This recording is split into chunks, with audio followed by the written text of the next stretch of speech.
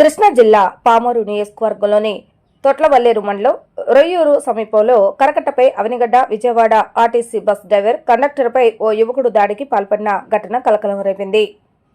పోలీసుల వివరాల ప్రకారం బస్సు ఆపలేదనే ఆగ్రహంతో ద్విచక్ర వాహనంపై వచ్చిన యువకుడు బస్సును అడ్డగించి డ్రైవర్ సురేష్, కండక్టర్ లీలాప్రసాద్పై చేతులతో దాడి చేశాడు. ఘటనను అడ్డుకునేందుకు ప్రయత్నించిన ప్రయాణికులను కూడా అసభ్య పదజాలంతో దూషించినట్లుగా సమాచారం. ఈ ఘటనతో కరకట్టపై సుమారు గంట పాటు ట్రాఫిక్ స్తంభించగా బస్సులో ప్రయాణిస్తున్న 94 మంది ప్రయాణికులు తీవ్ర ఇబ్బందులు ఎదుర్కొన్నారు. స్థానికులు జోక్యం చేసుకుని పరిస్థితిని అదుపులోకి తీసుకుని వచ్చారు. సమాచారం అందుకున్న పోలీసులు సంఘటనా స్థలానికి చేరుకుని దాడికి పాల్పడిన పి కృష్ణప్రసాద్ను అదుపులోకి తీసుకున్నారు. డ్రైవర్ ఫిర్యాదు మేరకు కేసు నమోదు చేసి దర్యాప్తు చేస్తున్నట్లుగా ఎస్ఐ కిషోర్ తెలిపారు.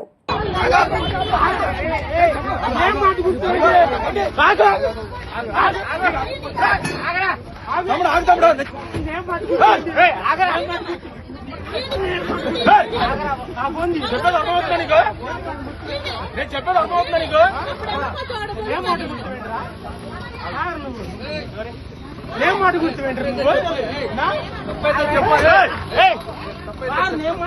వదిలే తమ్ముడు, నేను చెబుతున్నాను కదా,